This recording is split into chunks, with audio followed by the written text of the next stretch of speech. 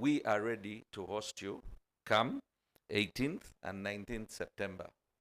The preparations are well in advanced stages, and we are, as a government, have been running under national development programs. So my predecessors, and under the wise leadership of His Excellency the President, have been running the country using the National Development Plan. So we have a National Development Plan. We started from NDP 1, National Development Plan 2, National Development Plan 3, National Development Plan 4, which is the current National Development Plan. Under the National Development Plan 4, the government has identified four pillars of growth that are going to propel us as Uganda, as a nation, as a region, from an economy that is currently about $69 billion in GDP to a tenfold, we're calling it the tenfold growth strategy, to a GDP of 500 billion by 2040. Why 500 billion? Because we believe that the enablers are in place. There are quite a number of pessimists who move around saying, if it took you 40 years from where you were to reach 69, how do you expect to go tenfold growth? And I want to explain to you, my brothers and sisters, so that you help us explain to the nation and our friends in the region. In 1986, when we used to drive from Tororo to Kampala, it used to take about 8 to 10 hours. You're driving from one pothole to another pothole, and the roads were almost non-existent. Security was a problem. If you moved even with a bicycle past a barracks or a roadblock, they would keep it. If you had some sugar, which at that time Uganda did not produce, we had to get it from our neighboring countries. Cooking oil used to come as USAID labeled tins. The salt that we used to eat was crushed, the ones you feed your cows nowadays, and several other commodities. The posho was yellow. When we went to school, we used to eat yellow posho. And the story goes on and on. So from that situation of having no road network, today we have tarmac roads from border to border. Swam, which is our border in Sebei, to Mutukula in the southernmost part, Buera in the western part, Elegu in the northern part, Busia and Malaba in the eastern part. All our border posts have tarmac roads. The entire nation is crisscrossing with good trunk roads.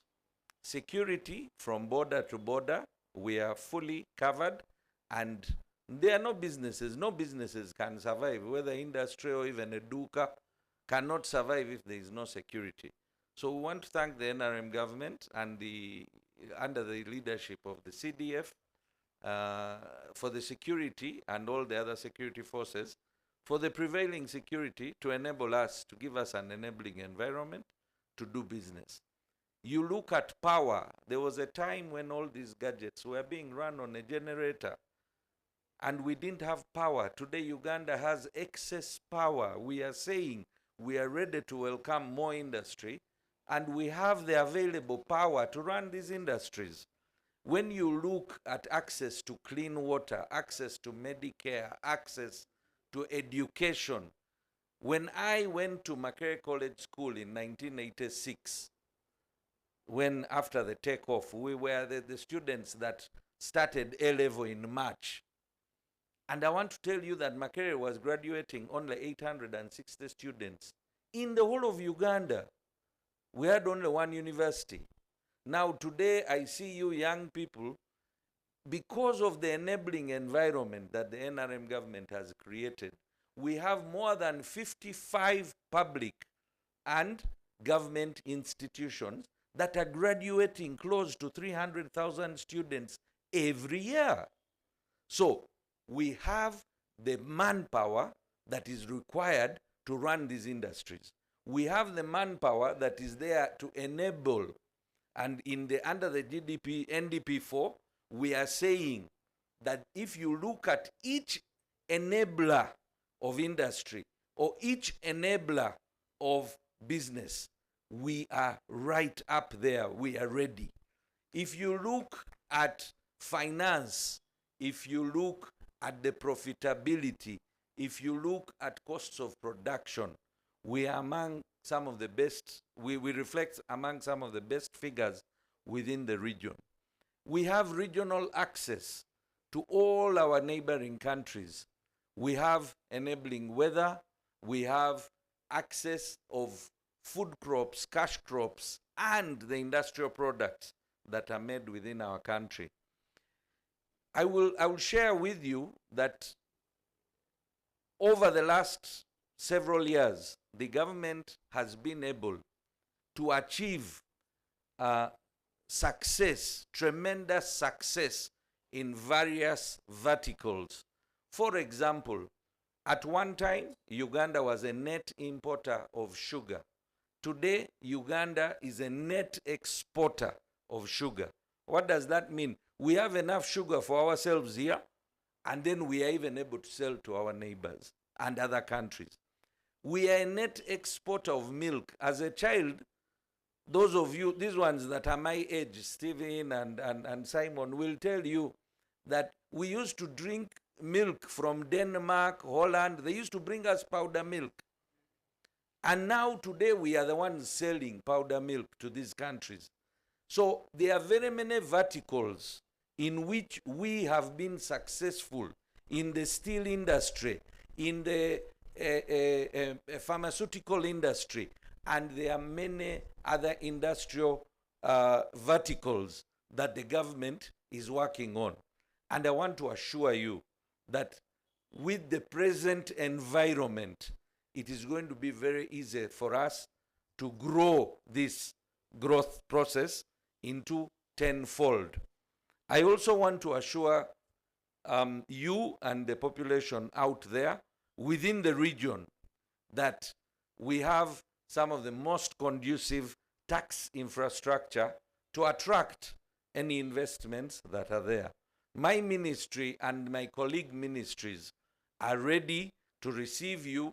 When you come, we will be there to receive you and make sure that we facilitate your wish of investing in this country.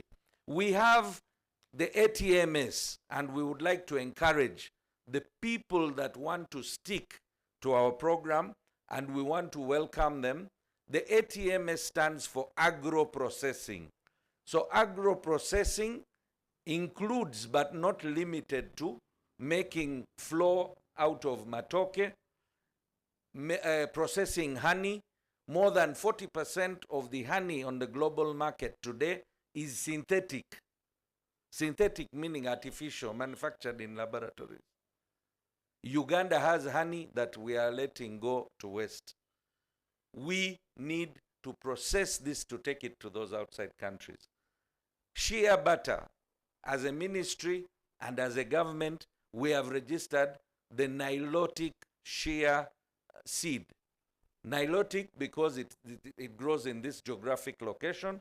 West Africa has perfected the use of shea butter as a cooking oil, but we want to encourage ours for cosmetics because the women now no longer want to use cosmetics out of animal fat or petroleum jelly because they know that petroleum jelly is carcinogenic, and therefore shea butter, cocoa butter, aloe vera, avocado oil are something that is the green gold, and we are promoting all these in agro-processing.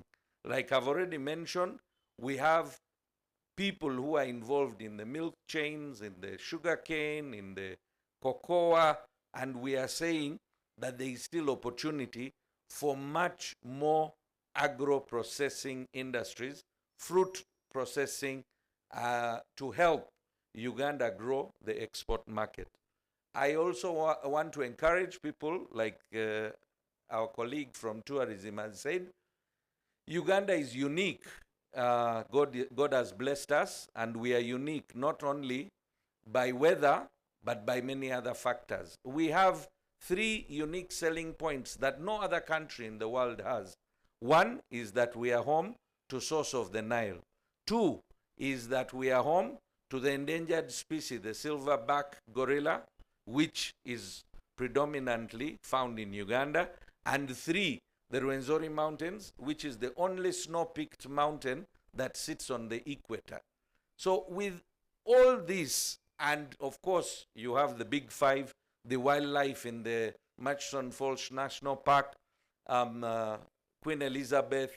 Recently, we have opened Kidepo, and quite a number of other tourism activities that are growing in the country.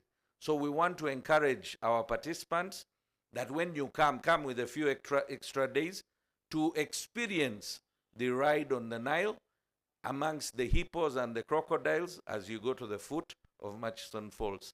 I also want to encourage investors to come and invest in the tourism sector. We have all the opportunities. Our teams are ready, and we have some of the classiest facilities that match any world-class facility on any part of the globe, and with the good network and good infrastructure, etc., you will have one of your lifetime experiences. On the other point, I go to the next point, which is mining. As a country, we are almost virgin at mining sector and mining development. But like many of you know, we are about to touch the first oil. We have started exporting gold, which is one of our largest foreign exchange earners. There is tin being processed. There is wolfram. There is lithium. There is vermiculite. Copper and cobalt are on the way coming. And therefore, as a country, we are set to benefit from the mineral processing. We are going to be ready to encourage any global firms that want to come and partake of the mining sector in this country, because it's one of the key pillars that we are looking at as the growth sector. Lastly, amongst the four is science, technology, and innovation. Today we have some of the finest internet speeds in the country. We have one of the strongest national fiber backbones that is spread across the country. We have some of the most educated population. We have some of the most well-spoken English-speaking population in the world. And I think we are ready to host BPOs, call centers, and various other programs that come up with the technology development, like AI. Our schools are teaching all these programs, and we believe that with the brains we have, the young population we have, more than 70% of our population is young, and we believe that we are ready to take charge of that.